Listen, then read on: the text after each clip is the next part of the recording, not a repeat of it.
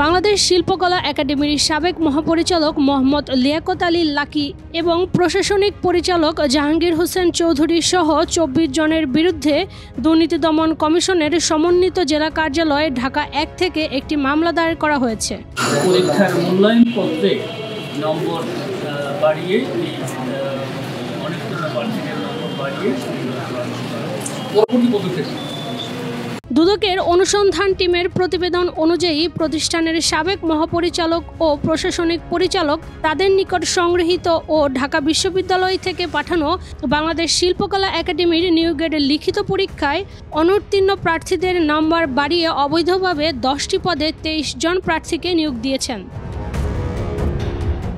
লিখিত পরীক্ষায় অনুত্তীর্ণ প্রার্থীদের উত্তীর্ণ করে বিভিন্ন পদে যোগদান করিয়ে তাদের বেতন ভাতা বাবদ সরকারি তহবিল থেকে ৮,২৮,৪৯৫ টাকা উত্তোলন করে আত্মসাৎ করার অভিযোগও রয়েছে তাদের বিরুদ্ধে। এসব ঘটনায় তাদের বিরুদ্ধে দুদকের বিশেষ অনুবিভাগের উপপরিচালক জনাব সুমিত্রা সেন বাদী হয়ে মামলা দায়ের করেন।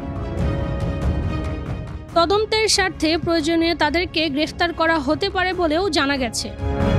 তদন্ত কর্মকর্তা যদি মনে করেন তদন্তের প্রয়োজনে কোনো আসামিকে গ্রেফতার করা প্রয়োজন, তাহলে তিনি আইনানুগভাবে সেই কাজটি করবেন।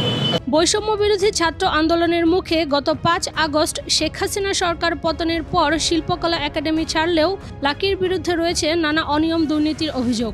শিল্পকলার নিয়োগ, বদলি, পদোন্নতি এমনকি কেনাকাটা সহ সব কাজ হতো তার ইচ্ছায়। অভিযোগ রয়েছে লাকির দায়িত্ব পালনকালে শিল্পকলায় ২৫০০ কোটি টাকার দুর্নীতি হয়েছে। অন্যদিকে দুদকের কাছে থাকা অভিযোগ থেকে জানা যায়, শিল্পকলা একাডেমির মহাপরিচালক থাকাকালে লাকি ঘুষ গ্রহণ, ক্ষমতার অপব্যবহার, অনিয়ম ও দুর্নীতি সহ ভুয়া বিল ভাউচারের মাধ্যমে ১০০ কোটি টাকার বেশি আত্মসাৎ করেছেন।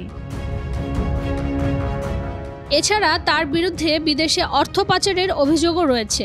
একই সঙ্গে লাকির সিন্ডিকেটের ৮ কর্মকর্তাকে ৬০ কোটি টাকার বেশি সম্পদের মালিক বানিয়েছেন বলেও কথিত আছে। লিয়াকত আলী লাকি ২০১১ সালের ৭ এপ্রিল শিল্পকলা একাডেমির মহাপরিচালকের দায়িত্ব পান। ২০২৩ সালের ২৯ মার্চ সপ্তমবারের মতন তার মেয়াদ বাড়ানো হয়। এতে টানা ১৩ বছরের বেশি সময় শিল্পকলার ডিজি হিসেবে দায়িত্ব পালন করেন তিনি। সম্প্রতি লাকির স্থলাভিষিক্ত হয়েছেন সৈয়দ জামিল আহমেদ। ইশরাত চৈতি, বাংলাদেশ প্রতিদিন।